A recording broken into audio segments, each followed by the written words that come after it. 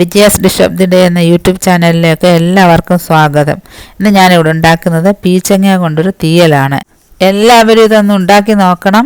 ഇഷ്ടപ്പെട്ടാൽ ലൈക്ക് ചെയ്യുകയും ഷെയർ ചെയ്യുകയും ഈ ചാനൽ സബ്സ്ക്രൈബ് ചെയ്യുകയും ചെയ്യുമല്ലോ. പീച്ചങ്ങ തീയലിന് വേണ്ട സാധനങ്ങൾ എന്തൊക്കെയാണെന്ന് നോക്കാം. ഇതൊരു വലിയ പീച്ചങ്ങയുടെ പകുതി ഞാൻ മുറിച്ചെടുത്തതാണിത്. പിന്നെ ഒരു വലിയ സവാള എടുത്തിട്ടുണ്ട്. പിന്നെ ഒരു തക്കാളി മുറിച്ച് വെച്ചിട്ടുണ്ട്. ഇതൊരു വലിയ തക്കാളി വേണം. ചെറിയ തക്കാളി ആണെങ്കിൽ 2 എണ്ണം എടുക്കണം. പിന്നെ 3 പച്ചമുളക് 2ആയിട്ട് കീറി എടുക്കണം. ഇത് രണ്ടും നീളത്തിൽ അരിഞ്ഞെടുക്കണം. ഇതിൻ്റെ തൊലിയെല്ലാം കളഞ്ഞിട്ട് ക്ലീൻ ചെയ്തെടുത്തതാണിത്. ഈ രീതിയിൽ തൊലി കളഞ്ഞെടുത്താൽ മതി. കുറച്ചൊക്കെ അതിലിരിക്കുന്നത് കൊണ്ട് കുഴപ്പമില്ല. ഇത് ചെറിയ ചെറിയ കഷ്ണങ്ങൾ, നീളത്തിലുള്ള കഷ്ണങ്ങളാക്കി എടുക്കണം. പീച്ചങ്ങ നീളത്തിൽ അരിഞ്ഞെടുത്തിട്ടുണ്ട്. ഇതേപോലെ നീളത്തിൽ അരിഞ്ഞെടുക്കണം.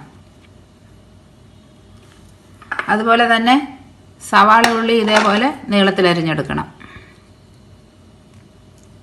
പച്ചമുളക് 2ആയിട്ട് കീറിയെടുത്തിട്ടുണ്ട്. ഇത് ഇത്രയും കൂടെ ഒന്നിച്ച് വഴട്ടാനുള്ളതാണ്. 1.5 കപ്പ് തേങ്ങ എടുത്തിട്ടുണ്ട്. 2 ചെറിയ ഉള്ളി, ചുമന്നുള്ളി ചെറുതായിട്ട് അരിഞ്ഞ് വെച്ചിട്ടുണ്ട്.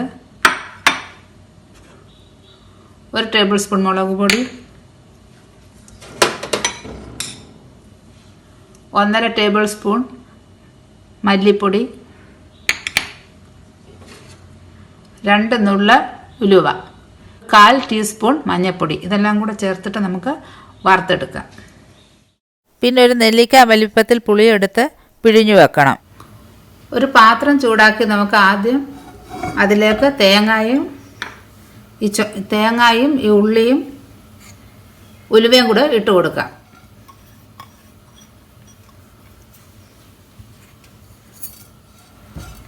ഒരു സ്പൂൺ വെളിച്ചെണ്ണ ഇതിലേക്ക് ഒഴിച്ചു കൊടുക്കണം. പെട്ടെന്ന് മൂത്ത് കിട്ടും.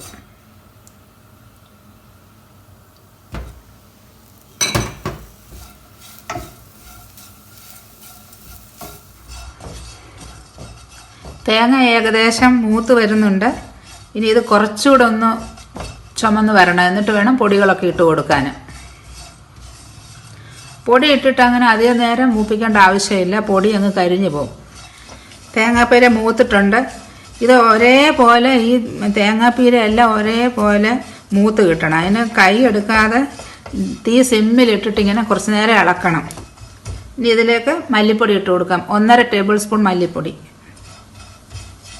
1 ടേബിൾ സ്പൂൺ മുളക് പൊടി, 1/4 ടീസ്പൂൺ മഞ്ഞൾപ്പൊടി. ഇനി നമുക്ക് തീ ഓഫ് ചെയ്യാം.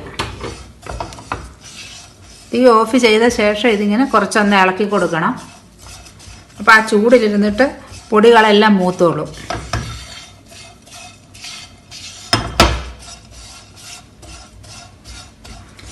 ഇനി ഇത് നമുക്ക് ഒട്ടും വെള്ളം ചേർക്കാതെ അരച്ചെടുക്കണം. മിക്സി ജാറിൽ വെള്ളം, നല്ല ഉണങ്ങിയ മിക്സി ജാറിലിട്ട് വേണം ഇത് അരച്ചെടുക്കാൻ. ഇതൊരു പാത്രത്തിലേക്ക് മാറ്റിയിട്ടുണ്ട്.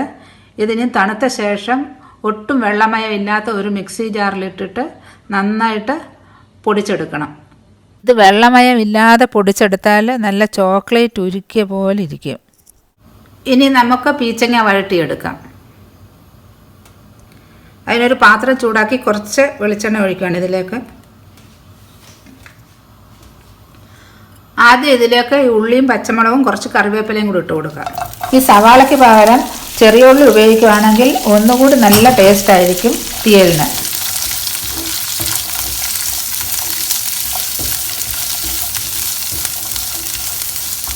ഇതൊന്ന് വഴന്നു കഴിഞ്ഞാൽ പീച്ചങ്ങ ഇട്ട് കൊടുക്കാം.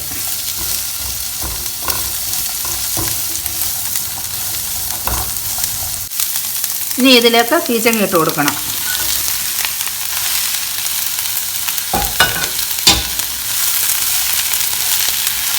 ഇനി ഇത് നന്നായിട്ട് വഴട്ടിയെടുക്കണം.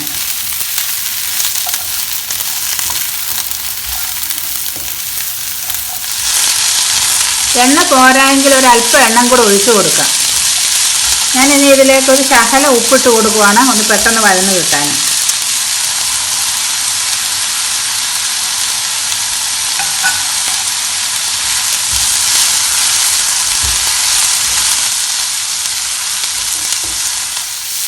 ഇപ്പോഴിത് പാകത്തിന് വഴന്നു.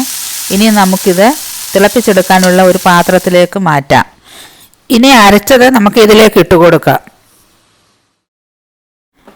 ഇത് കണ്ടോ, ഇതേപോലെ കിട്ടാൻ നല്ല ഡ്രൈ ആയ ബൗളിൽ അരച്ചെടുക്കണം. ഇതുപോലെ അരച്ചെടുത്തെങ്കിലേ തീയലിന് നല്ല ടേസ്റ്റ് ഉണ്ടാകൂ.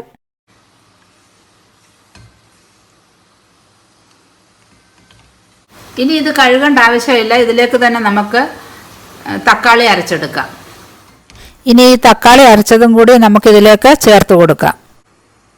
ഇനി ഇതിലേക്ക് വേണ്ട വെള്ളവും ഒഴിച്ച് പാകത്തിന് ഉപ്പും പുളിയും കൂടി നമുക്ക് ചേർത്ത് കൊടുക്കണം. ഇനി ഇത് അടച്ച് തിളപ്പിക്കണം. നന്നായിട്ട് തിളച്ച ശേഷം ചെറിയ തീ വെച്ചിട്ട് അതിന് ആവശ്യത്തിന് ചാറ് കുറുക്കിയെടുക്കണം.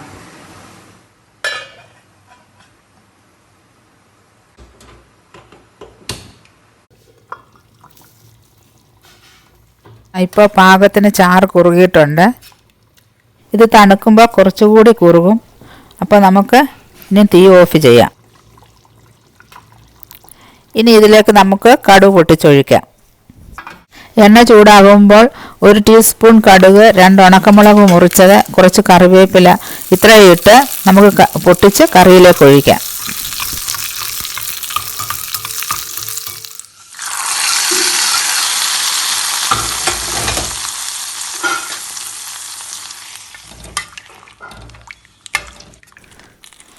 പീച്ചങ്ങ തീയൽ റെഡിയായി. എല്ലാവരും ഇതൊന്ന് ഉണ്ടാക്കി നോക്കണം. ഇഷ്ടപ്പെട്ടാൽ ലൈക്ക് ചെയ്യുകയും ഷെയർ ചെയ്യുകയും ഈ ചാനൽ സബ്സ്ക്രൈബ് ചെയ്യുകയും ചെയ്യണം. ഇനി ഒരു റെസിപ്പിയുമായി വരുന്നത് വരെ ബൈ.